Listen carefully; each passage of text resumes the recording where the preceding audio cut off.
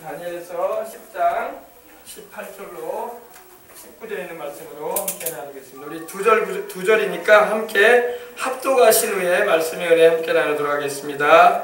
다 찾으셨으면 우리 10절, 11절 말씀을 함께 봉독에 올리겠습니다. 한 손이 나를 어루만지기로 내가 떨었더니 그가 내 무릎과 손바닥이 땅에 닿게 일으키고 내게 이르되 큰 은총을 받은 사람 다니엘아, 내가 내게 이르는 말을 깨닫고 일어서라. 내가 내게 보내심을 받았느니라 하더라. 그가 내게 이 말을 한 후에 내가 떨며 일어서니. 아멘. 자, 오늘은 이 말씀을 중심으로 해서 여름철 영적인 건강을 관리하라 하는 제목의 말씀으로 함께 이 아침에 은혜를 나누고자 합니다. 오늘 말씀을 보니까 큰 은총을 받은 사람 다니엘아 이렇게 말씀을 하고 있습니다. 19절에 있는 말씀을 한 장 더 읽도록 하십시다. 우리 10절, 11절 말씀을 읽었군요. 18절, 19절도 한 절 더 읽겠습니다. 또 사람의 모양 같은 것 하나가 나를 만지며 나를 강건하게 하여 이르되 큰 은총을 받은 사람이여 두려워하지 말라. 평안하라. 강건하라. 강건하라. 그가 이같이 내게 말하며 내가 곧 힘이 나서 이르되 내 주께서 나를 강건하게 하셨사오니 말씀하옵소서. 아멘. 강건하라. 강건하라. 다니엘에게 천사가 나타나서 가브리엘 천사입니다. 가브리엘 천사로 보이는데 다니엘이 기도를 하는데 이때 다니엘의 나이가 80이 넘은 노구의 나이였습니다. 이때에 다니엘이 기도를 하다가 천사를 만나는데 이 가브리엘 천사로 보이는데 혼절했어요. 막 놀래가지고. 근데 이 천사가 하나님의 명을 받아가지고 다니엘에게 나타나서 하는 말이 큰 은총을 받은 사람아 두려워하지 말아라. 할렐루야. 이 큰 은총을 받았다는 것은 그 의미가 아름다운 자다, 보배로운 자다, 지극히 사랑을 받은 자라는 그런 의미를 가지고 있어요. 천사가 이렇게 하나님이 주시는 말씀을 전한 줄 믿습니다. 큰 은총을 받은 사람아 두려워하지 마라. 평안하라. 강건하라.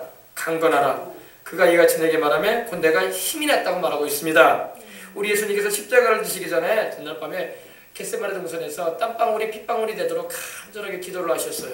기도를 하시는데 그때에 누가복음을 보면은 하늘에서 하나님의 천사가 나타나서 주님의 그 약해진 몸을 붙들어줬다고 말씀을 하고 있습니다. 우리 주님께서 얼마나 애쓰고 힘써 기도하셨더니 땀방울이 핏방울이 되도록 기도하시는데 그때 사자가 나타나 하늘에 하나님이 보내신 천사가 나타나서 그 예수님을 붙잡아 드렸다고 말씀을 하고 있어요. 하물며 여러분 우리들이 얼마나 연약합니까? 하나님께서 오늘날도 우리가 기도하면은 하나님께 기도하면은 하나님께서 천사를 보내셔가지고 우리 약해진 몸도 강하게 해주시고 우리의 두려워하는 마음도 평안하게 해주시고 강건하게 해주시는 역사를 베풀어 주시는 것입니다. 그래서 내가 곧 힘이 났다고 했어요. 다니엘이 내가 곧 힘이 났다. 그래서 힘이 났다는 것은 내가 곧 강하게 함을 입었다는 것입니다. 그래서 바로 자신이 강건해졌다고 말씀을 하고 있습니다. 자, 금주 수요일부터 여러분 이 30도를 안팎을 넘나드는 이 더위가 이제 찾아옵니다. 지금까지는 거의 25도 정도의 기온입니다. 오늘도 25도의 기온입니다. 그런데 이제 한 3일 지나면 이렇게 기온이 많이 올라갈 것이라고 일기예보가 나오고 있습니다. 무더운 여름 시원하고 또 청결하게 그리고 건강하게 보낼 수 있는 이 여름철 건강 관리하는 이런 방법을 좀 함께 나눔으로 그와 더불어 또 우리 영혼의 건강을 지키는 방법에 대해서 함께 알아봄으로 이 주일 아침에 함께 은혜를 나누고자 합니다. 여러분 하루 최고 기온이 33도 이상으로 올라가고 이런 날씨가 이틀 이상 계속되는 것을 우리는 폭염이라고 해요. 폭염. 33도 이상으로 거의 우리 사람의 체온에 가까이 보통 우리 체온이 36.5도인데 그보다 한 3도 정도 밑으로 내려가 있는 기온일지라도 이런 33도 정도의 기온이 연 이틀 이상 계속될 때에 이 온 땅이 더워지고 또 잠자기도 불편해지는 열대야가 시작이 되는 것입니다. 폭염이라고 합니다. 이러한 날들이 계속되면 우리 건강을 잘 지켜야 할 줄 믿습니다. 건강을 잘 지켜야 돼요. 관리를 잘해야 돼요. 첫 번째로 여러분 충분한 수분 보충을 통해서 건강한 여름을 우리는 지내야 할 줄 압니다. 여름철에는 다른 계절과는 달리 땀을 많이 흘려요. 그죠? 땀을 많이 흘립니다. 그래서 충분하게 체내에 수분을 보충해 주어야 돼요. 탄산음료죠. 탄산음료나 주스 등 이런 당분이 많이 들어간 이 음료보다는 물이나 이온음료라고 하죠. 이온음료. 물이나 이온음료로 섭취를 하게 되면 효과적이라고도 하죠. 야외 활동이 많은 여름철에는 이 열사병이나 일사병에 걸릴 수 있는 위험이 높으므로 이러한 병을 예방할 수 있는 방법 중에 하나가 바로 충분한 수분을 보충해 주는 겁니다. 그래서 밖으로 나가기 전에 물을 시원하게 한 500ml 정도라도 좀 마시고 밖으로 나가면 건강에 참 유익하다는 것입니다. 일사병이라는 것은 열사병이 있고 일사병이 있습니다. 열사병은 무더운 날씨가 계속 이어지면서 체온이 상승하는 거예요. 우리 몸의 체온이 상승하면서 발생되는 질환입니다. 대체적으로 이 40도 이상의 고체온증이나 또 우리 중추신경계에 이상이 오거나 아예 땀이 나지 않은 무한증증이라고 하는 증상이 나타나기도 합니다. 이게 바로 열사병입니다. 그리고 일사병이라는 것은 강한 햇빛 아래서 햇볕이 막 여름에 내리쬐지 않습니까? 오랫동안 있을 때 이 체내의 수분과 염분이 너무 많이 손실이 돼가지고 발생하는 질병입니다. 일사병 역시 열사병과 비슷하게 38도씨 이상으로 열이 나고 막 구토 증세가 있고 근육통이 일어나고 막 쓰러져 버리기도 합니다. 우리도 뭐 어릴 때 보면은요, 아침에 조회를 하는데 햇빛이 좀 쨍쨍쨍 여름날에 아침에 조회를 할 때는요, 막 조회가 좀 길어지면 쓰러져 애들이 막 여기서 쓰러져 있고 막 그래요. 그럼 막 또 양호실로 바로 막 데려갔던 일이 있던 것을 볼 수가 있었습니다. 더워서 생기는 병이라고 여러분 우습게 여기면 안 되는 것이, 이것이 더욱 심해지게 되면 몸에 신부전이나 간부전 등의 그런 장기 손상이나 혈액 장애를 일으킨다고 합니다. 그래서 우리가 이 더위를 먹지 않도록 조심해야 할 줄 믿습니다. 이런 열사병이나 일사병을 예방하기 위해서는 이 폭염주의보라고 하죠. 연 이틀 계속되어지는 33도 이상의 그런 기온이 되면은 가장 그 뜨거울 때는 가급적 여러분 야외 활동을 하지 말아야 돼요. 그늘진 곳에 있는 것이 좋습니다. 할렐루야. 그래야지 우리 몸의 건강을 유지할 수 있는 거예요. 야외 활동을 아침 일찍 하거나 또는 해가 진 뒤에, 해 떨어진 후에 저녁에 여러분 하는 것이 좋습니다. 더위에는 몸을 보양할 수 있도록 잘 먹는 것도 필요한데 야채나 생선 이런 보양식들을 섭취해서 무엇보다 물을 자주 마셔주는 게 좋아요. 알겠습니까? 목이 안 마르니까 안 마신다. 아니에요. 밖에 나가기 전에 반드시 물을 500ml 정도 충분하게 마시고 나가는 게 건강에 좋습니다. 여러분 물에 대한 제가 강의도 한번 여러분에게 한번 전한 적이 있는데, 물은요 가장 좋은 물은 무슨 물이냐? 지하 안반수가 제일 좋습니다. 지하 안반수. 정수기 물은 미네랄이 없다고 하죠. 지하에서 깊은 곳에서 품어져 나오는 안반수가 우리 몸에 제일 좋습니다. 또 여름철에는요 건강관리를 위해서 물을 자주 마셔주는 것이 좋은데, 우리가 대체적으로 더우니까 찬물을 꺼내서 먹습니다. 얼음물이나. 근데 찬물보다는 우리 몸에 흡수를 좋게 하는 것은 미지근한 물이라고 합니다. 미지근한 물. 아주 차가운 물도 몸에 좋은 건 아니에요. 더우니까 막 벅벅벅 찬물을 마셔야 되는데 그러지 마시고 미지근한 우리 몸에 흡수가 빠르다고 합니다. 성경에 보면 삼손이 한 번은 블레셋과의 싸움을 하였는데 1대1000으로 싸웠어요. 1대1000으로. 근데 성령님께서 그에게 강하게 임하셔가지고 혼자서 당나귀 턱뼈를 하나 가지고 1000명을 죽입니다. 1000명. 그 블레셋 군인들은 막 창을 가져오고 칼을 가져왔을 거 아닙니까? 삼손은 칼도 없고 창도 없어요. 나귀 턱뼈 하나 가지고 이 블레셋 군인들과 싸우는데, 블레셋 사람과 싸우는데 1000명을 이깁니다.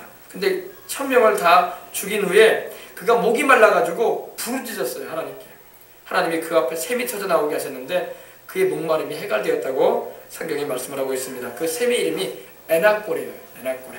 참 이름도 독특하죠. 사사기 15장 14절 19절 보면은 이렇게 말씀합니다. 삼손이 레이의 이름에 블레셋 사람들은 오늘날의 팔레스틴을 말합니다.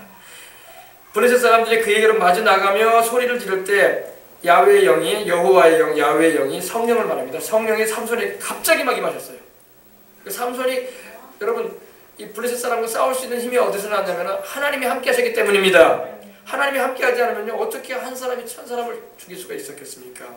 그의 팔 위에 밧줄이 불타삼같이 그의 결박이 떼었던 손에서 떨어진지라 삼손이 나귀의 새 턱뼈를 보고 손을 내밀어 집어들고 그것으로 1000명을 죽였다고 했어요. 블레셋 사람 1000명을.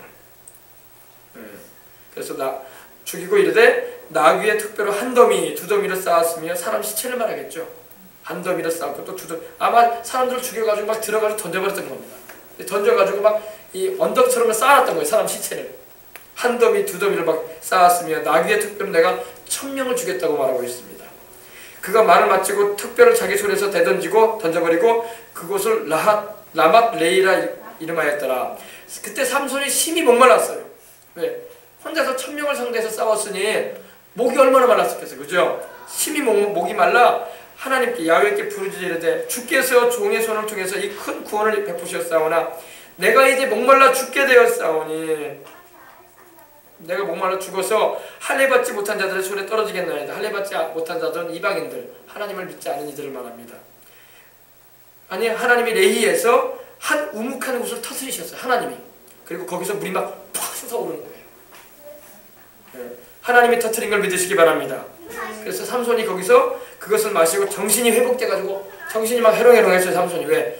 땀을 많이 흘려가지고 사람 일대천으로 싸웠으니 땀을 많이 흘리고 목이 마르고 지쳐가지고 정신이 해롱해롱했어요. 그래서 막 하나님께 부르짖었던 거예요. 하나님 내가 이제 죽게 생겼습니다. 내가 이대로 죽다가는 저 이방인들 하나님을 믿지도 않고 우상이나 섬기는 저 이방인들한테 내가 죽임당하면 어떻게 하나님께 영광이 되겠습니까? 막 그랬어요. 그러니까 하나님께서 그 소리를 들으시고 우묵하게 된 곳을 하나님께서 터트리셔가지고 땅에서 물이 막 확 터져 나오는 거예요. 샘이 터진 거예요. 그래서 삼손이 그것을 마시고 꿀꺽꿀꺽 마시고 정신이 회복되고 소생되었다고 말씀을 하고 있습니다. 그래서 그 샘의 이름을 에낙고레라 했어요. 네. 그래서 그 샘이 오늘까지 레이라는 곳에 있다고 말씀을 하고 있는 것입니다. 영적인 건강도 마찬가지예요. 여러분 사람이 목마르면 물을 마셔야 돼요. 그죠? 우리 목마르면 냉장고 먼저 열고 물부터 마시잖아요. 음료수라는 것은요 당분이 많기 때문에 탄산음료는요 먹으면 먹을수록 목이 말라. 그죠? 콜라도 여러분 얼마나 설탕이 많이 들어가 있는지 몰라요. 사이다도 마찬가지고. 또 여러분 좋아하는 여러분 주스 같은 거 거의 설탕으로 막 범벅이 된 겁니다. 네, 깨끗한 물을 마시시길 바랍니다. 네, 제일 좋은 것이 뭐라고요? 안반수. 네, 깊은 곳에서 품어져 나오는 깨끗한 안반수가 우리 몸에 좋습니다.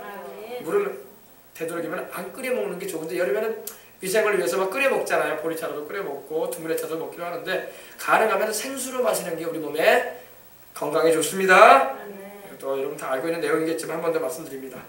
영적인 건강에도 물이 필요합니다. 성경에서 물은요 여러 가지 의미로 나오기도 하지만 특별히 물은 우리 생명과 직결이 됩니다. 사람은요 밥은 좀 며칠 안 먹어도 살아요. 근데 물 안 먹으면 거의 죽어요. 사람이 말라서 죽습니다. 근데 성경에는 물이 상징하는 바가 뭐냐면 여러 가지 다른 의미도 있지만 그 가운데 말씀이 물이라고 말씀을 하고 있습니다. 하나님의 말씀이 물이에요. 물. 사람에게 물이 없으면 죽는 것처럼 우리 영혼에는요 하나님 말씀이 없으면 죽어요. 할렐루야. 사람이 떡으로만 살 것이 아니라 하나님의 입으로 나오는 모든 말씀으로 살 것이라고 우리 주님도 마태복음에 말씀을 하고 계십니다. 또 이 물은요 영적인 의미로서 성령을 말해요. 성령. 하나님의 성령이 바로 생수와 같이 우리에게 임하시는 것입니다. 하나님의 말씀과 성령님의 은혜가 바로 우리 영혼을 살리는 생명과 바로 직결되어지는 역사가 임하는 것입니다. 그래서 에베소서 5장 26절에도 이는 곧 물로 씻어 말씀으로 깨끗하게 하셨다 이렇게 말씀을 하고 있어요. 그래서 거룩하게 하셨다. 물로 하나님이 우리를 씻어주시는데 그 물이 뭐냐? 말씀인 걸 믿으시기 바랍니다. 물로 씻어서 우리를 말씀으로 깨끗하게 해주세요. 요한복음 15장 5절에도 보면 내가 너희에게 일러준 말로 너희는 깨끗하여졌다고 했어요. 하나님의 말씀을 여러분이 들을 때에 그 말씀이 여러분을 깨끗하게 해주는 겁니다. 네. 주님은 목마른 자들에게 생수를 주시는 하나님이라고 말씀을 합니다. 영적으로 기갈에 처해 목이 말라 그 영혼이 죽어가는 인생들이 많아요. 근데 우리 주님께서는 그들에게 말씀하십니다. 내게로 와라. 내가 너희의 그 목마름을 해갈시켜 주리라. 여러분 요한복음 7장 37절 39절에 명절 끝날에 곧 큰날에 우리 예수님께서 서서 외치셨어요. 서셔가지고 그러면서 누구든지 목마르거든 내게로 와서 마시라. 누구든지 목마르거든 내게로 와서 마시라. 나를 믿는 자는 성경 이름과 같이 그 배에서 생수의 강이 흘러나리라. 이는 그를 믿는 자들이 받을 성령을 가리켜 말씀합니다. 성령이 오시면은 우리 영혼의 목마름이 해결되는 것입니다. 그럼 우리가 성령을 어떻게 받을까요?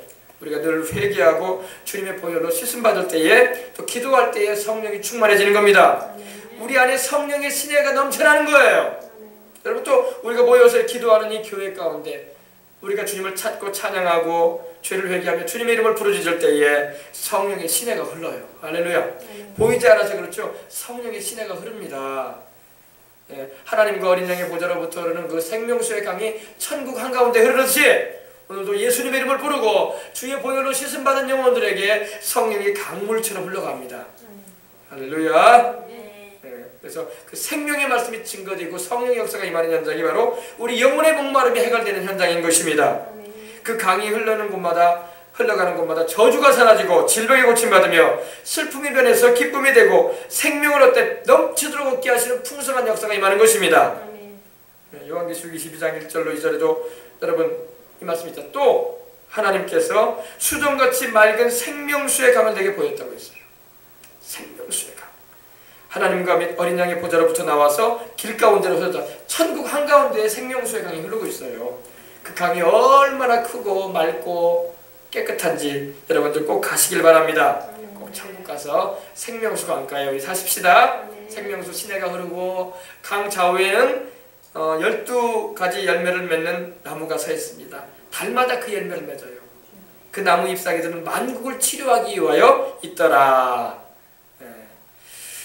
자, 둘째로 여러분, 이 여름철의 건강을 지키기 위해서는요, 첫째도 청결해야 되고 둘째도 청결해야 됩니다. 깨끗하게 손을 잘 씻어야 돼요. 물놀이가 많아지고 이에 따라 여름철에는요, 여러분 뭐 해수욕장도 가고 또 워터파크도 막 다니지 않습니까? 근데 해수욕장이 차라리 워터파크보다 깨끗해. 그죠? 워터파크는 어때요? 뭘 많이 나눴죠? 거기다가요? 락스를 많이 뿌려가지고 냄새도 많이 나고, 그죠? 물도 잘 안 갈아요. 그죠? 근데 바닷물은 그래도 막 들어왔다 나갔다 그러기 때문에 빨리 깨끗해지는 걸 볼 수가 있습니다. 이 물놀이가 많아지고 이에 따라 여름철에는 눈병 환자들이 막 급증을 해요.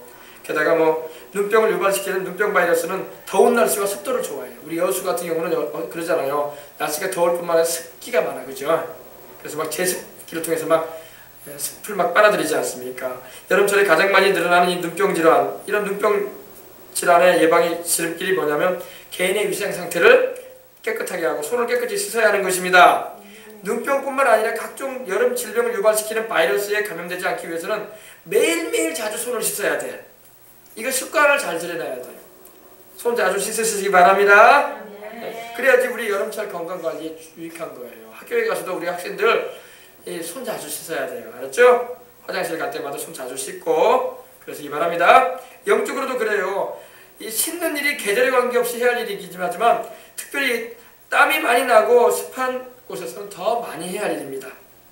우리를 영적으로 깨끗하게 씻어주고 청결함을 유지해주는 영혼의 청결제가 있습니다. 바로 주님의 보혈인 것입니다. 우리 영혼을 씻는 길은 예수님의 보혈을 의지해야 돼요. 할렐루야. 요한일서 1장 5절로 9절에 우리가 그에게서 듣고 너희에게 전하는 소식은 이것이니 곧 하나님은 빛이시라. 그에게는 어둠이 조금도 없으시다 하는 것이니라. 만일 우리가 하나님과 사귐이 있다 하고 어둠 가운데 행하면 거짓말을 하고 진리를 행하지 아니함이거니와 그가 빛 가운데 계신 것 같이 우리가 또한 빛 가운데 행하면 우리가 서로 사귐이 있고 그 아들 예수의 피가 우리를 모든 죄에서 깨끗하게 하실 것이요. 이렇게 말씀을 하고 있습니다. 여러분, 예수님의 보혈이 우리 영혼의 청결제야. 영혼을 깨끗하게 하기 위해서는요, 예수님의 보혈로 씻으면 돼요. 할렐루야. 육신의 더러움과 묵은 때는요, 비누와 샴푸로 우리가 씻어냅니다. 또 여러분, 입고 있는 의복이 더러워지면요, 세탁세제로 깨끗하게 우리 빨아냅니다. 그러나 우리 영혼은 비누로도 안 씻기고 세탁세제로도 깨끗하게 되지가 않습니다. 우리 영혼은 죄로 인해서 더러워지기 때문에 그 더러운 죄를 깨끗하게 씻기 위해서는 예수님의 피가 필요한 것입니다.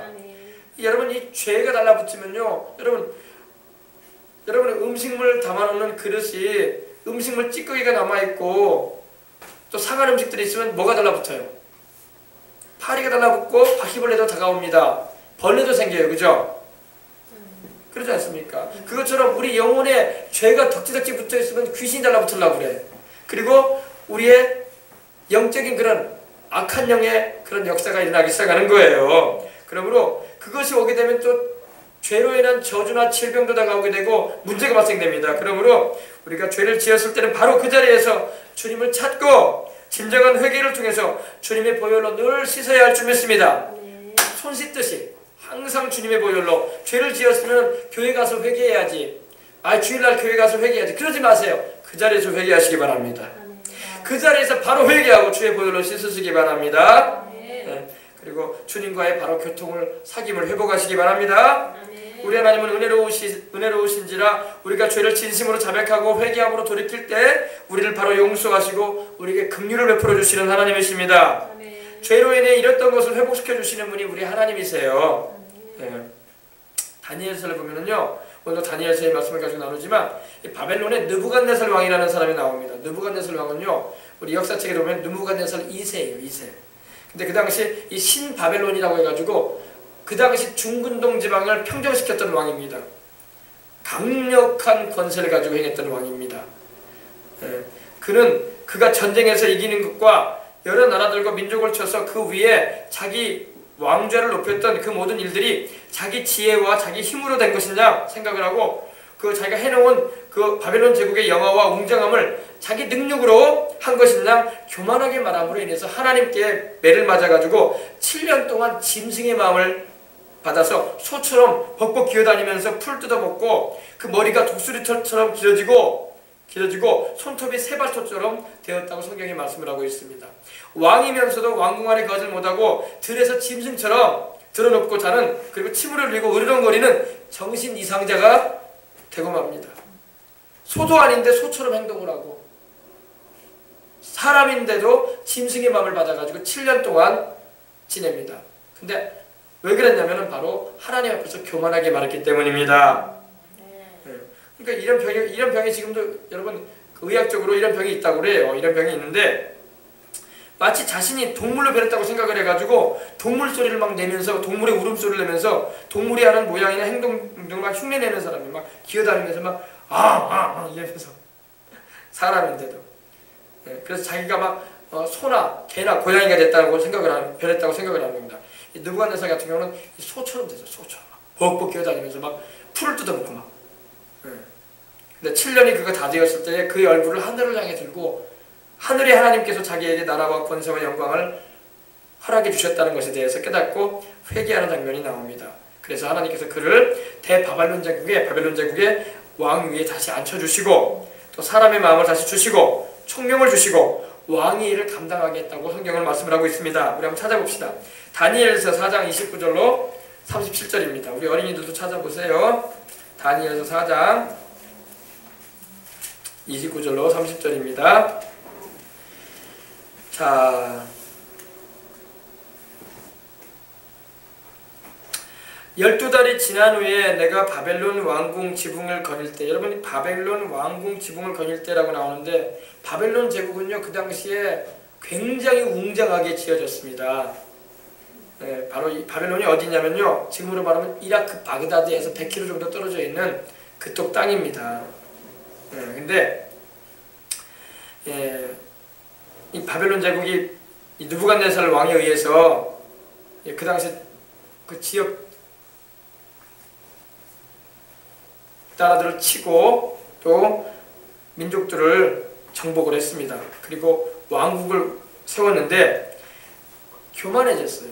그래서 30절에 보니까 나 왕이 말하여 이르되 이 큰 바벨론은 내가 능력과 권세로 건설하여 나의 도성으로 삼고 이것으로 내 위엄의 영광을 나타낸 것이 아니냐 이렇게 말합니다.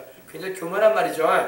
하나님께서 나라와 전쟁에서 승리하게 하신 것도 하나님이고 그 많은 백성들과 나라들을 복종시키게 하신 것도 하나님이시지 자기가 한 것이냐 말하고 있는 겁니다. 꼭 마귀가 자기가 하나님처럼 득세하려고 했던 것처럼 이 바벨론 왕 느부갓네살이 그런 말을 한 겁니다. 이 말을 아직도 나 왕의 입에 있을 때 하늘에서 소리가 내려 이르되 하나님의 말씀입니다. 느부갓네살 왕아 내가 내게 말하노니 나라의 왕위가 내게서 떠났느니라. 하나님께서 바벨론 느부갓네살 왕의 자리에서 바벨론 느부갓네살 왕을 박탈시키는 거예요. 쫓아내는 겁니다. 왕위가 떠났다는 것입니다. 내가 사람에게서 쫓겨나서 들짐승과 함께 살면서 소처럼 풀을 먹을 것이요 이와 같이 7대를 지내서 지극히 높으신 분은 하나님이시죠. 사람의 나라를 다스리시며, 여러분 모든 나라를 하나님이 다스리십니다. 자기 뜻대로 그것을 누구에게든지 주시는 줄을 알기까지 이르리라. 그러니까 바벨론 왕 느부갓네살이 자기가 왕국을 세우고 자기가 전쟁에서 이기고 자기가 자기 힘과 능력으로 그 모든 일을 이루었다고 큰 큰 소리를 치니까 하나님께서 그렇지 않다 이 말이에요. 하나님께서 허락해 주셨던 일이라는 겁니다. 근데 바벨론 왕 느부갓네살 왕이 그것을 깨닫기까지 내가 너를 짐승처럼 행동하게 할 것이다. 그렇게 하신 거예요.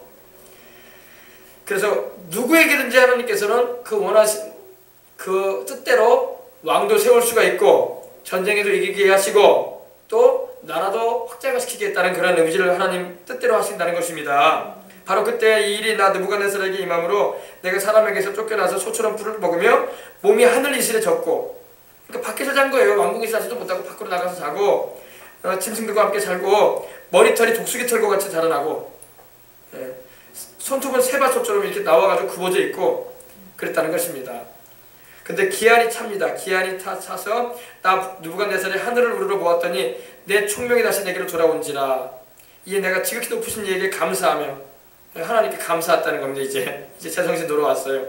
영생하시는 이, 영원히 계시는 하나님을 말하죠. 영생하시는 이를 찬양하고 경배하였나니 그 권세는 영원한 권세요 그 나라는 대대에 이르리로다. 땅의 모든 사람을 없는 것 같이 여기시며 하늘 군대에게든지 땅의 사람들에게든지 그는 자기 뜻대로 행하시나니 그의 손을 금하든지 혹시 이르기를 내가 무엇을 하느냐라고 할 자가 아무도 없도다. 그때 내 총명이 내게로 돌아오고 내 나라의 영광이 내게도 대하여도 내 위엄과 광명이 내게로 돌아왔고 또 나의 모든 모사들과 관원들이 내게 찾아오니 내가 내 나라에서 다시 세움을 받고 또 지극한 위세가 내게 더하였었느니라. 할렐루야. 교만했다가 짐승처럼 하나님께서 7년간 지내게 하시니 그제서야 깨닫고 아 내가 잘나서 그런 게 아니었구나. 하나님께서 내게 나라들을 정복하고 이 큰 왕궁도 건설하게 하시고 이렇게 하셨구나 알게 되었던 것입니다. 셋째로 여러분, 음식물이 부패하기 쉬운 여름철 음식 및 개인 위생을 우리는 잘 챙겨야 됩니다. 여름철은 계속되는 이 무더위와 높은 습도로 인해서 음식물이 부패하기가 쉬운 환경입니다. 그래서 여름철의 대표적인 질병이 뭐예요? 식중독이죠. 음식을 잘못 먹으면 막 배앓이 하잖아요. 따라서 여러분 음식을 섭취할 때 위생관리를 소홀히 하게 되면 식중독에 걸릴 위험률이 높아지고 구토와 복통, 설사 등을 동반한 식중독에 걸릴 수가 있는 것입니다. 음식을 조리하기 전에는 반드시 손부터 씻어 깨끗하게 해야 할 줄 믿습니다.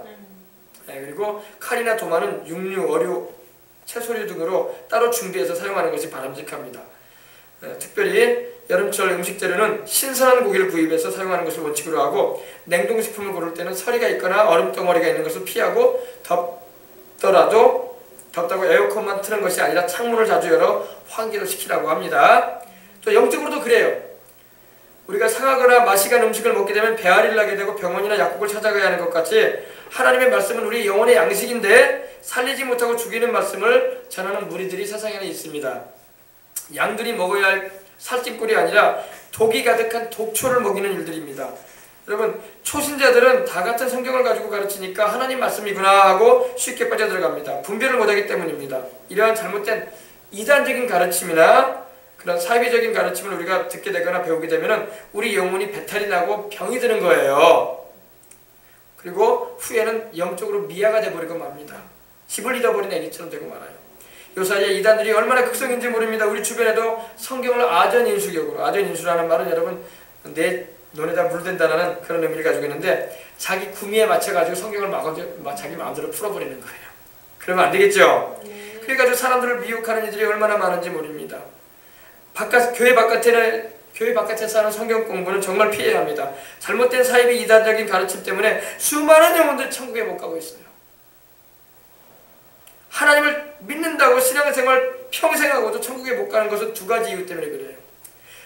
하나님을 믿는다고 하고 신앙생활 평생 했는데 왜 지옥으로 떨어집니까? 두 가지 이유 때문에 떨어져요. 첫 번째, 잘못 믿었기 때문에 그래요. 잘못 믿으면 안 됩니다. 잘못 믿으면 천국에 들어갈 수 없어요. 또 하나는 여러분 잘못 알았기 때문에 그래요. 이단 사설을 통해서 하나님에 대해서 잘못 알고 있으면 천국에 못 가지. 예수님이 구주라고 성경에 말씀하고 있는데 교주 따라가면 천국에 어떻게 가? 실컷 신앙생활 했는데 봉사하고 헌신하고 이랬는데 지옥으로 떨어져요. 무시무시한 일입니다. 저와 여러분은 이걸 잘 알아서 주님을 제대로 알아야 되고 똑바로 믿어야 돼요. 아시겠죠? 이단이 바로 잘못 알게 하여 천국에 가지 못하게 하는 무리들인 거예요. 우리를 영적으로 배탈나게 만들 뿐만 아니라 영적으로 죽게 만드는 거예요. 이단들의 특징이 몇 가지가 있는데 오늘 여러분 몇 가지만 제가 여러분에게 말씀을 드리겠습니다. 첫 번째, 그들은요 삼위일체 하나님을 부인합니다. 여러분, 우리 하나님은 아버지와 아들과 성령으로 계시는 한 분 하나님이십니다. 구별되시면서 한 분이세요. 해봅시다. 구별되면서 한 분이시다. 아버지 하나님과 아들 하나님과 성령 하나님은요 구별이 되세요. 네, 구별이 되시면서 한 분이세요. 아셨습니까? 그리고 하나님, 세상에 여러분 하나님은 한 분밖에 없어요. 세상에 여러 종교가 있고 여러 신들이라고 일컫는 것들이 많지만은 그러한 것들은 참신이 아닙니다. 죽은 사람을 신격화해가지고 제사 드리고 분양해서 만든 그런 신이거나 아니면은 동물이나 심지어는 막 귀신을 섬기는 종교도 있어요. 절대 우리는 그런 미혹에 빠져서는 안 될 것입니다. 하나님 외에는 다른 신이 없습니다. 또 예수님 외에는 우리를 구원할 구주가 없습니다. 할렐루야. 사도행전 4장 12절에도 다른 이로서는 구원 얻을 수 없나니 천하 인간에게 구원 얻을 만한 다른 이름을 주지 않으셨다고 했습니다. 또 두 번째로 그들은요 성경 말고도 또 다른 하나님이 주신 말씀이 있다고 막 말을 해요. 그래서 막 예언을 한다고 하고, 예언도 성령이 주시는 예언을 받아야지 귀신이 속살거리는 예언을 받아들이면 안 되는 것입니다. 성경과 동등 혹은 그 이상으로 막 위하고 자기 교주가 말한 말을 갖다가 성경책처럼 막 동등하게 여기는 거예요. 그러면 안 되는 것입니다. 때로는 여러분 다른 종교의 경전들과 막 섞어가지고 전하기도 합니다. 우리 신앙은 여러분 섞어찌개가 되면 안 되는 것입니다. 음식은 섞어찌개가 맛있을지 모르지만 신앙생활에는 섞어찌개가 되면 안 돼요. 알겠습니까? 타종교나 타종교에서 말하는 것들은 하나님 말씀인 성경과 짬뽕되면 안 되는 겁니다. 알겠습니까? 세상에 성경 외에 하나님이 우리에게 주신 말씀은 없어요. 예언 사역이니 무슨 사역이니 이거는요 성경을 근거로 해서 하나님이 조명해 주시는 사역인 것입니다. 우리는 신구약 66권 창세기부터 요한계시록까지의 말씀만을 하나님 말씀으로 믿고 따를 때 천국까지 갈 수 있는 거예요. 또 세 번째로 이단들은요 예수님의 유일하신 구주되심을 부인합니다. 예수 외에도 다른 특정한 인물을 통해서 천국 갈 수 있다는 말을 해요. 아무 계시를 믿어야 돼. 지금은 예수님 시대가 아니고 이제는 아무 계시를 통해서 천국 갈 수 있는 거야. 이번에 그분이 바로 하나님이 보내신 구주래. 재림하신 주님이래. 이런 말 들으면 안 돼요. 여러분, 예수 그리스도 외에는 구주가 없습니다. 사람을 자꾸 신격화해가지고 교주로 섬기고 따르게 만들고 막 그러는데 큰일 나요. 예수 없이 천국에 갈 수 있는 길이 있다는 식으로 가르치는 사람이 있다면 절대 조심해야 돼요. 예수 그분만이 하나님과 우리 사이를 이어주는 유일한 길입니다.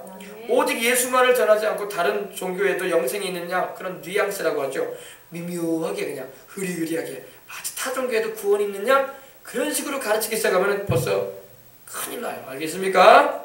성경은 오직 예수님만이 하나님과 우리 사이를 이어주는 유일한 중보자라고 말씀하고 있는 것입니다. 그 십자가에서 흘리신 피만이 우리를 죄에서 용서해 주게 하시고 하나님의 자녀가 되어 천국까지 이르게 하는 길이 되어주는 것입니다. 아멘. 그리고 세 번째로 여러분, 그 다음 네 번째로 이단은요 인간의 노력, 즉 종교 행위나 선행, 수양과 도덕을 행함으로 영생에 이르는 것 같이 가르칩니다. 여러분, 이것은 왜 무서운 일이냐면요 주님의 십자가의 대속을 부인해버리는 거야. 예수님 십자가 없이도 우리는 구원받을 수 있다. 내가 착한 일 많이 하고 선한 일 많이 하고 어려운 사람 많이 도와줬으니까 그걸 보시고 하나님 나를 구원해 줄 것이다. 택도 없는 소리 하지 마세요. 그렇게 구원받는 거 아닙니다. 알았어요? 네. 봉사와 구제와 헌금을 드리는 것으로 우리가 구원받는 게 아니야. 죄를 용서받고 우리가 천국에 가는 것은 예수님이 십자가에서 피 흘려주신 공로를 믿음으로 가는 거예요. 아멘. 은혜로 구원받는 것입니다. 예. 그럼 뭡니까? 예수 믿고 난 다음에 우리가 봉사하고 구제하고 헌신하고 여러분 예물 드리고 이러는 것은요 구원하고 관계가 되어 있는 게 아니라 이 세상을 살아가면서 하나님 말씀에 순종하여 삶으로 인해서 복을 받을 수 있는 근거가 되는 거예요. 그리고 저 천국에 가면 상이 주어져. 할렐루야. 상과 관계 있는 거지 구원과 관계 있는 건 아니에요. 구원은 우리가 회개하고 주 예수를 믿어서 그 십자가에서 흘리신 보혈로 구원받는 겁니다. 아멘. 그래서 우리가 하나님 말씀에 순종해서 살면요 이 금생에도 하나님께 복을 받고 저 천국에 가서는 상을 받아요. 영원히 누릴 멸류관도 받고 할렐루야. 보상을 받습니다. 그것이 막 구원을 좌우하는 것처럼 여러분 생각하면 안 돼요. 알겠어요? 구원은 오직 십자가에 달리셔서 우리를 위해서 죄 없이 우리 죄에 사해 주시려고 보혈을 흘려주신 예수님을 믿고 죄를 회개하는 자들이 받는 은혜의 선물인 것입니다. 선물은 돈 주고 받는 거 아니잖아요. 하나님이 우리에게 은혜를 주시는 거예요. 믿는 자에게, 믿고 회개하는 자에게 주시는 선물입니다. 우리 신앙은요, 근데 주의할 것이 있어요. 우리는 산신앙이 되어야 할 줄 믿습니다. 죽은 신앙이 되면 안 돼요. 영혼이 없는 몸이 죽은 것 같이 행함이 없는 믿음은 죽은 믿음이라고 한 것처럼 하나님 말씀대로 사는 것이 산믿음이에요. 하나님 말씀대로 살지도 않고 회개도 안 하면서 그냥 입술로만 믿습니다 한다고 천국 가는 거 아닙니다.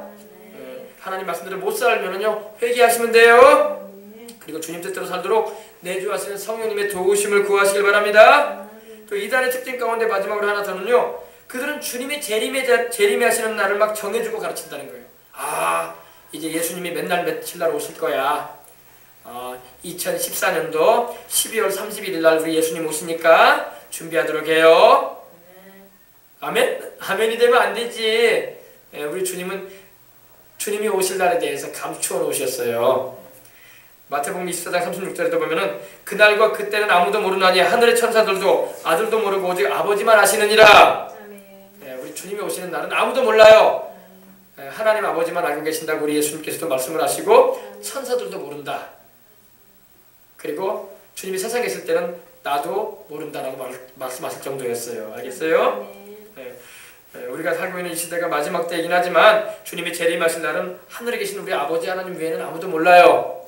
또 우리가 주님이 모른다고 하시고 감춰놓으셨는데 우리가 알려고 할 필요도 없어. 주님이 이미 기록한 말씀을 통해서 감춰놓으신 사실을 우리가 왜 알려고 그래. 그럴 필요도 없습니다. 그냥 우리는 깨어 기도하며 회개하면서 주님께 충성하면서 살아가면 되는 것입니다. 어제 우리 승은이가 그런 말을 하더라고요. 자기 친구 가운데 다른 교회 다니는 친구인데 그런 말을 했대요. 베리칩이 육육육이라고 이렇게 말을 한다고 그래요. 요즘 베리칩이 육육육이라는 말을 많이 해요. 오른손이나 이마에 이제 전자칩을 받으면은, 바이오 칩을 받으면은 그것이 바로 666이다라고 이렇게 말을 많이 하는 목사님들도 있고 또 그렇게 주장하는 성도들도 많아요. 근데 한번 찾아봅시다. 과연 그런가. 요한계시록 13장.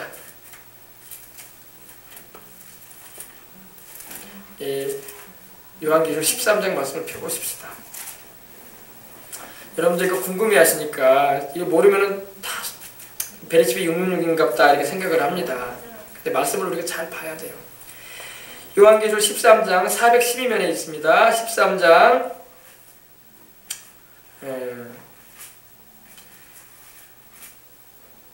11절로부터 18절까지인데 제가 한 절 한 절 여러분에게 말씀을 나누면서 전해드리겠습니다. 내가 보매 요한이 지금 봅니다. 여기 이 베리칩이 666이라고 주장하는 사람들은요 17절 18절 가지고 항상 베리칩이 666일 거라고 얘기를 합니다. 누구든지 이 표를 가진 자 외에는 매매를 못하게 하니 이 표는 곧 짐승의 이름이나 그 이름의 수라.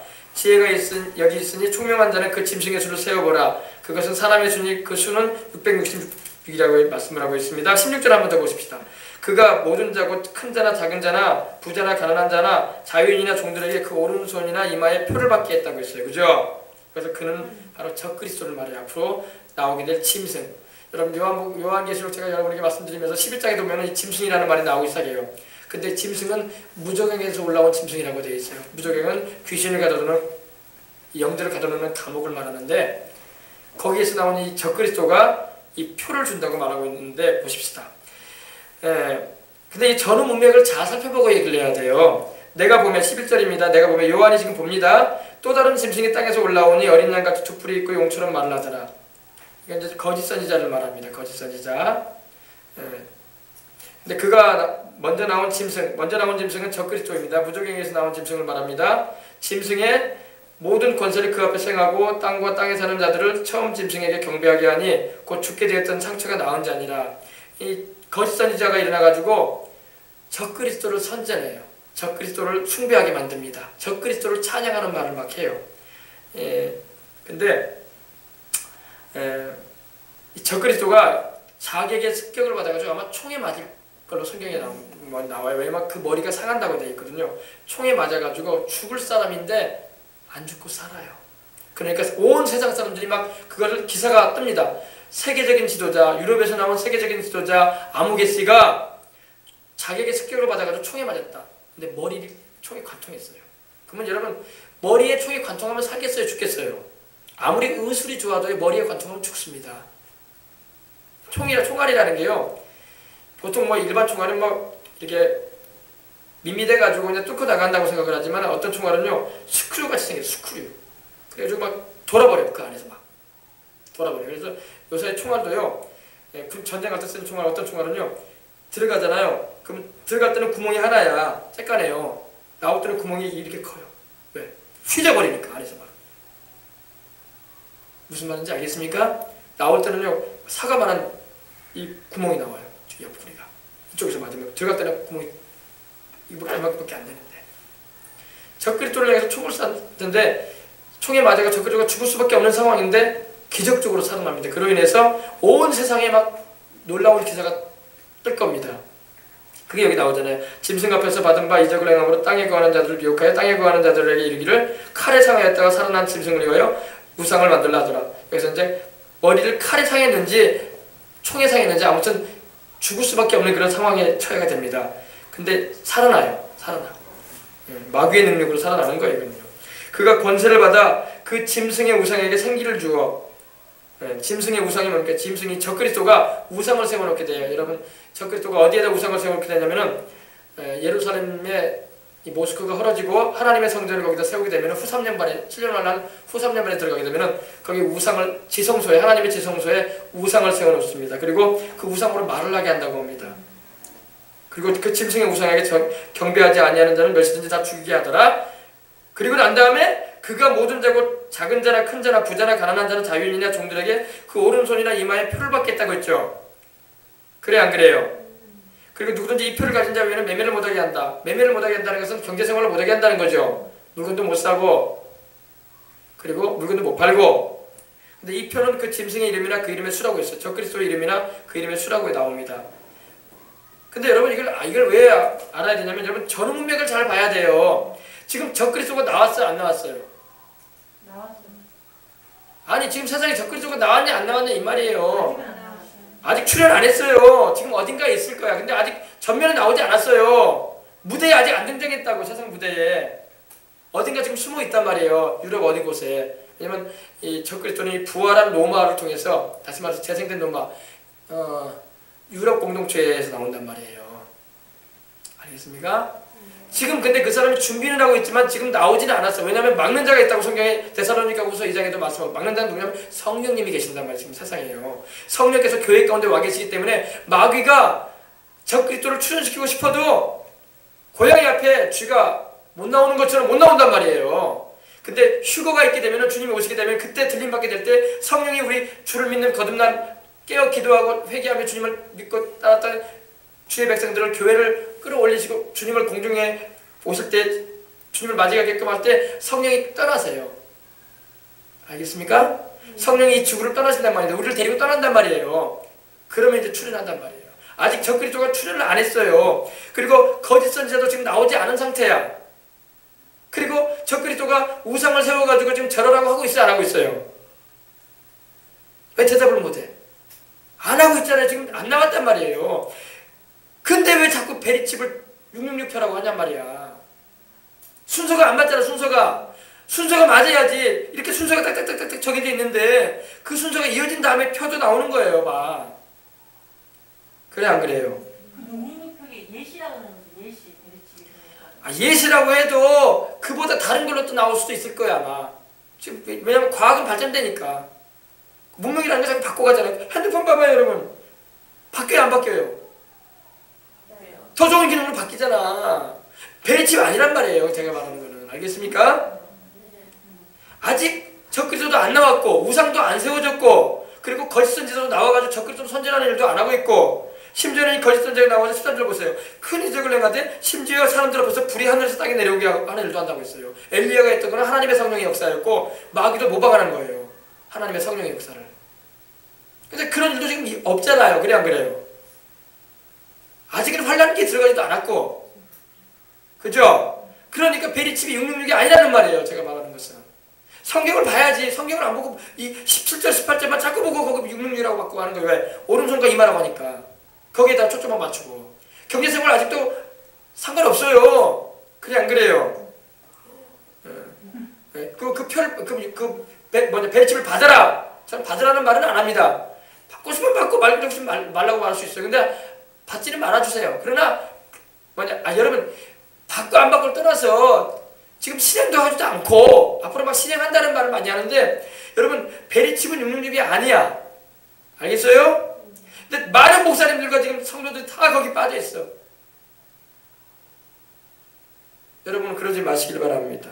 성경 보란 말이야. 제가 성경 가지고 얘기하잖아요. 아직 적그리스도도 안 나왔고 또 거짓 선지자 출현하지도 않았고 이적을 행하는 일도 없었고 또 우상도 아직 안 세워졌고 그리고 적그리스도가 나와가지고 사람 죽인다는 그런 협박도 안 하고 있고 그래 안 그래요? 성경 봐야지. 그래 안 그래요? 그러니까 너무 앞서가지 말란 말이에요. 지금 666이라고 자꾸 베리칩 666이라고 하는 사람들은 앞서가고 있는 거야. 성경보다 앞서가고 있어. 하나님께서 행하신 일이 아직도 마무리도 안 됐는데 자기들끼리 앞서가고 있어. 그리고 여러분 핸드폰 얘기한 것처럼 바뀐단 말이야. 여러분 제가 지금 가지고 있는 핸드폰도 지금 자꾸 바뀌더라고 또. 그죠? 여러분이 가지고 있는 것도 자꾸 쿠폰이 돼버리잖아요. 바뀐단 말이에요. 칩이라고 안 바뀌겠어요? 지금 그 베리칩은 아니란 말이에요. 그리고 베리칩에 관심을 두지 말고 죄를 회개하고 예수를 믿기 위해서 천국 가게 하는 게 목적을 둬야 돼요. 우리는요. 표를 받느니 안 받느니 그런 식의 얘기하지 말고 지금 그때도 아니니까 아직 7년 안에 들어오지도 않았어 우리는. 알겠습니까? 잘 알겠죠? 성경 잘 알아야 돼요. 자꾸 미혹되면 안 돼. 이것도 미혹이란 말이에요. 제가 이제 그 얘기를 해드렸으니까 여러분도 누가 베리칩이 666이라고 하면 성경 보자고 얘기했어요. 알았어요? 성경에 순서가 이렇게 나오는데 왜 순서를 막 자기들이 막 뛰어넘어. 아직 일어나지도 않은 일 갖다가 막 앞서가 버려 왜. 그리고 사람들 막 미혹하는 거예요. 알겠습니까? 성경을 모르면요 잘 속아요. 아셨죠? 자 보십시다. 네 번째로 이제 여러분 여름철에는 냉방기기를 깨끗이 청소도 잘해야 할 줄 믿습니다. 여러분 다 집에 에어컨이 있고 선풍기도 있고 그러잖아요.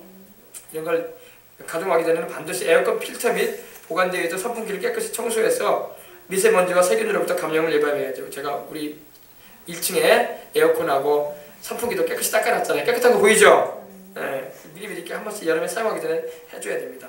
사람들은 음식물과 개인위생에 신경 쓰다 보면은 자칫 소홀히 할 수 있는 부분이 바로 냉방기기입니다. 잊지 말고 사용 전에 집에 여러분 청소도 중간중간 해주셔서 청결 상태를 유지하시길 바랍니다. 영적으로도 그래요. 영적으로도 우리 집안 주변에 세속적인 오염을 일으키는 요인이 되는 것들을 하나하나 치우고 깨끗이 닦아야 돼요.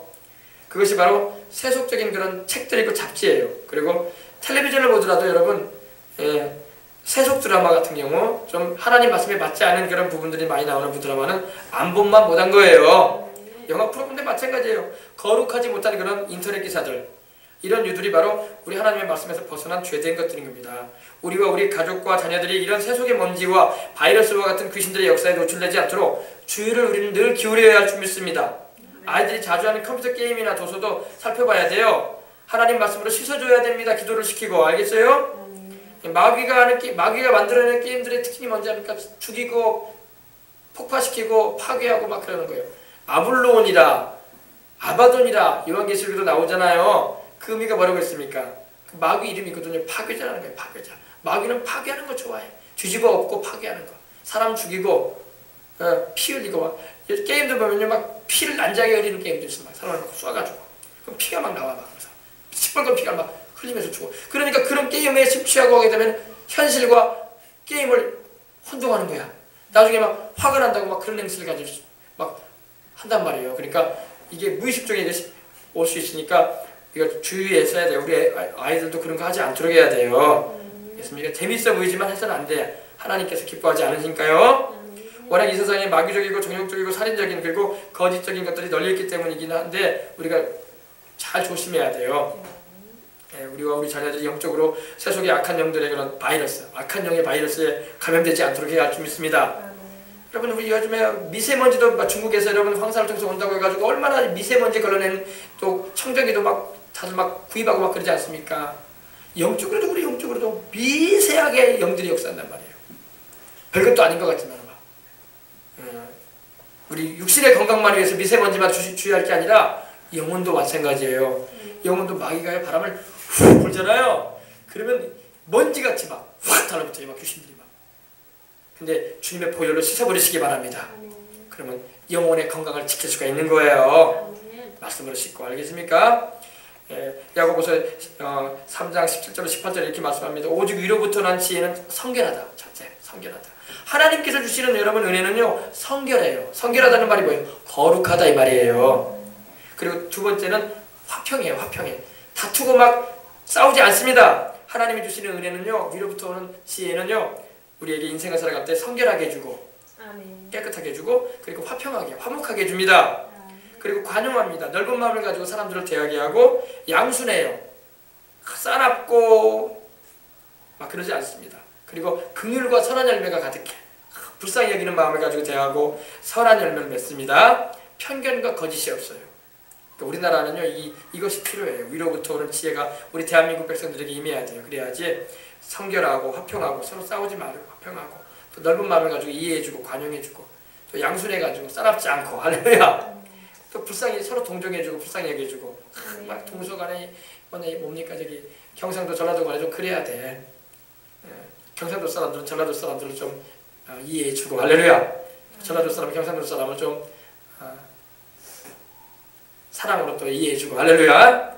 그리고 서로 긍휼히 보고 선한 열매가 가득해야 돼. 편견이 빠지면 편견 한쪽으로 치우쳐가지고 나는 뭐니 너는 전라도니 나는 경상도니 이러면 안 돼.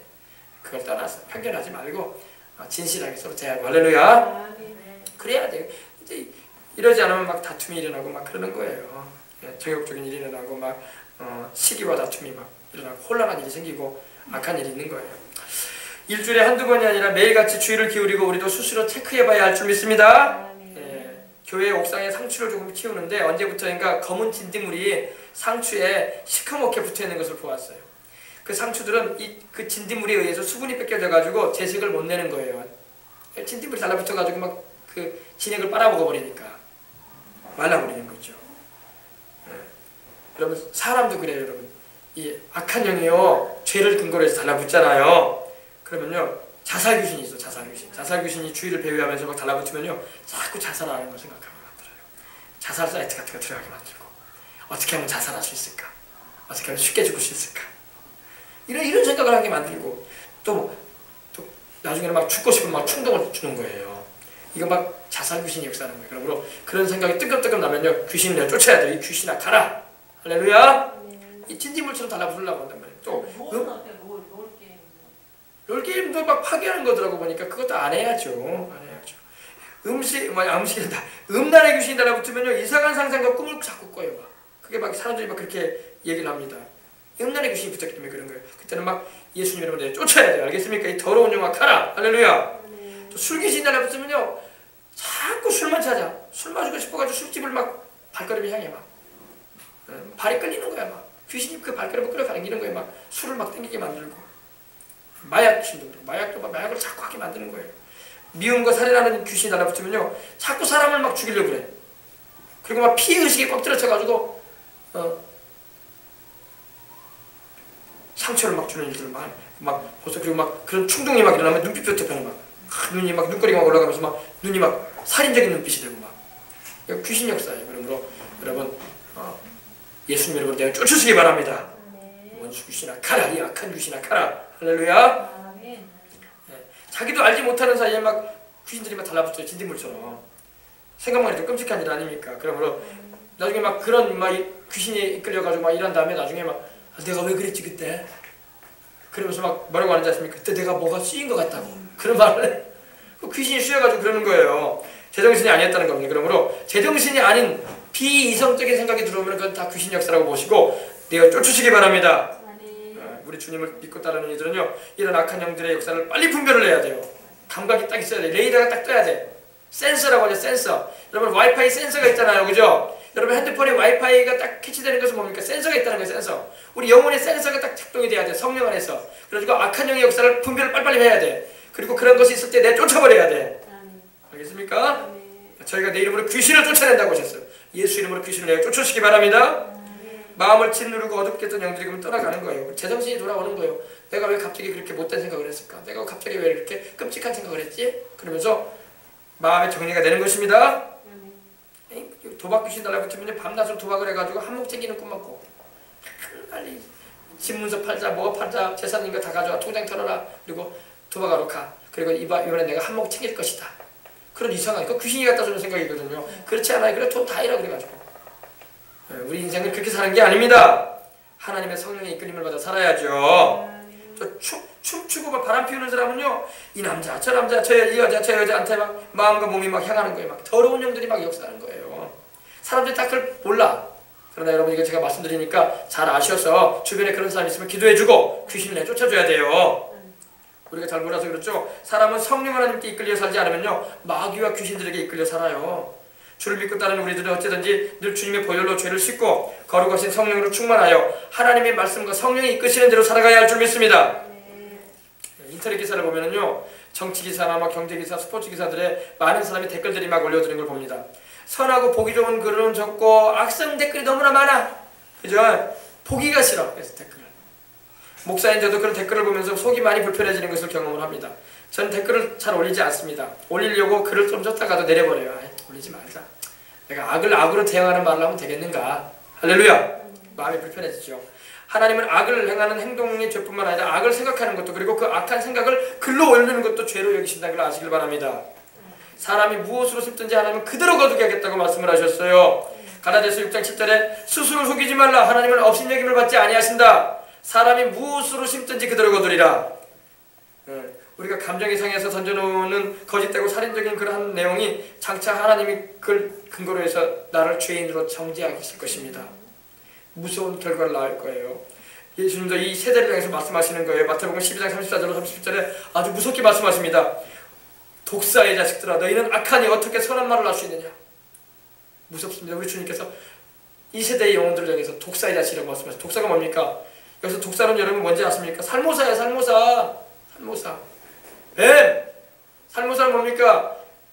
자기 어미뱀을 잡아먹고 태어나는 뱀이 바로 독사예요. 독사의 자식들아, 너희는 악하다. 어떻게 선한 말을 할 수 있느냐? 이는 마음에 가득한 것을 입으로 말함이라. 선한 사람은 그 쌓은 선에서 선한 것을 내고 악한 사람은 그 쌓은 악에서 악한 것을 내느니라. 내가 너희에게 이르노니 사람이 무슨 무익한 말을 하든지 심판날에 이에 대하여 신문을 받을 것이다. 내 말로 의롭다함을 받고 내가 내 말로 정죄함을 얻으리라. 무섭게 말씀하셨죠? 독사의 자식이라고 주님이 말씀하셨어요. 이 세상의 영혼들을 향해서 너희가 어찌하여 심판을 피할 수 있겠느냐? 여러분, 악으로 행하지 말아야 할 줄 믿습니다. 악을 악으로 대하면 안 돼. 우리는 선으로 악을 이기라고 주님 말씀하십니다. 원수일지라도 우리가 악으로 대하지 말고 사랑으로, 용서함으로, 기도해줌으로 대해야 할 줄 믿습니다. 악을 심고 행한 이들에게 하나님은 그 죄값을 반드시 치르게 하실 뿐이에요. 악을 말하고 글로 올리고 그 미움과 못된 성질을 표현한 그 글들을 작성한 이들은요, 회개치 않는다면 반드시 하나님의 심판을 받을 것입니다. 천국에는요, 주님의 보혈로 구원받은 사람들의 이름이 기록되어 있는 생명책이 있어요. 생명책. 뿐만 아니라 우리 각 사람의 인생의 행위들을 기록해 놓은 행위록도 있어요. 행위록.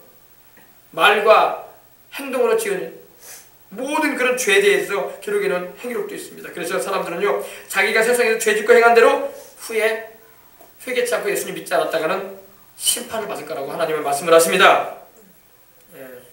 그래서 로마서 2장 6절 11절에 이렇게 말씀합니다. 하나님께서 각 사람에게 그 행한 대로 보응하시겠다고 했어요. 참고 선을 행하며 영광과 존귀와 썩지 아니함을 구하는 자에게는 영생으로 하시고, 오직 당을 지어 진리를 따르지 아니하고 불의를 따르는 자에게는 진노와 분노로 하시겠다고 하셨어요. 하나님도 여러분 진노하세요. 분노하십니다. 사람이 화를 내고 여러분 분을 내도 정말 무섭지 않습니까?